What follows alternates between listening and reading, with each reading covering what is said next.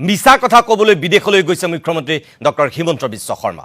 ইপিনে মুখ্যমন্ত্ৰী হিমন্ত বিশ্ব শৰ্মাৰ এই বিদেশ ভ্ৰমণক লৈ কটাক্ষ কৰিছে সাংসদ গৌৰৱ গগৈয়ে। মিছা কথা ক'বলৈ বিদেশলৈ গৈছে মুখ্যমন্ত্ৰী ডক্টৰ হিমন্ত বিশ্ব শৰ্মা। অসমৰ মানুহক আৰু মিছা কথা ক'ব নোৱাৰে। টুপি পিন্ধাবলৈ এইবাৰ জাপান আৰু দক্ষিণ কোৰিয়া ভ্ৰমণ কৰিছে মুখ্যমন্ত্ৰী হিমন্ত বিশ্ব শৰ্মাই। অসমত থলুৱা উদ্যোগ সৃষ্টি কৰিব পৰা নাই। বিজেপি চৰকাৰৰ আমোলত উদ্যোগ ধ্বংস হৈছে অসমত। যদি উদ্যোগ চলি আছে তেনেহ'লে কয়লা উদ্যোগ, শিল আৰু বালিৰ উদ্যোগ চলি আছে। সিন্ডিকেটেৰে চলাইছে শিল, বালি আৰু এই কয়লাৰ উদ্যোগ। মুখ্যমন্ত্ৰীৰ বিদেশ ভ্ৰমণক লৈ এনেকৈ আজি কটাক্ষ কৰিছে সাংসদ গৌৰৱ গগৈয়ে। এতিয়া অসমৰ মানুহক আৰু মিছলীয়া কথা ক'ব নোৱাৰে। এতিয়া মিছা কথা ক'বলৈ তাত গৈছে, তেওঁলোকক মানে টুপি পিন্ধাইছে। অসমৰ মানুহবোৰতো এতিয়া গম পাই গৈছে যে আমাৰ ইয়াত আজি দোকানৰ অৱস্থা চাওক, আজি ই ৰিক্সা চালকৰ অৱস্থা চাওক, সৰু সৰু দোকানদাৰ, সৰু সৰু মাছ বেপাৰী, তেওঁলোকৰ অৱস্থা নাই। তো উদ্যোগ আমাৰ অসমৰ থলুৱা উদ্যোগে তেওঁলোকে সৃষ্টি কৰিব পৰা নাই। বাহিৰৰ পৰা উদ্যোগ অনাটো দূৰৰ কথা, এটাৰ পিছত এটা উদ্যোগ বন্ধ হৈ গৈছে।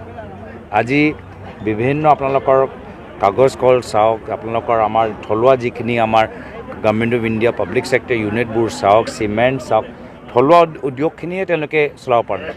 তো অসমৰ মানুহকতো এবাৰ মিছা কথা ক'লে, দুবাৰ ক'লে, এতিয়া মিছা কথা ক'বলৈ জাপানলৈ গৈছে। এইখিনি কথা জাপানত গৈ নক'ব যে অসমত যদি উদ্যোগ চলি আছে, কয়লা উদ্যোগ চলি আছে, শিলৰ উদ্যোগ চলি আছে, বালি উদ্যোগ চলি আছে, আৰু উদ্যোগ প্ৰশাসনে নহয়, উদ্যোগ সিন্ডিকেটে চলাইছে। এইখিনি কথা তাৰপৰা তেওঁ জাপানত গৈ, দক্ষিণ কোৰিয়াত গৈ কৈছেনে নাই? তেওঁ কৈছে নেকি যে উমৰাংচৰত কিমান মানুহৰ মৃত্যু হ'ল? তেওঁ কৈছে নেকি যে অবৈধ কয়লা খনন তেওঁলোকে ৰোধ কৰিব পৰা নাই? তেওঁ ক'ব পাৰিছে নেকি যে কাৰ্বি আংলঙত যে যিজনক লৈ গৈছে, যে কাৰ্বি আংলঙত কিমান অবৈধ আজি তাত খনন চলি আছে, পাহাৰে পাহাৰে তাত মানে আজি তাত কাটি লৈ শেষ কৰি দিছে? এইখিনি কথা তেওঁলোকে কোৱা নাই।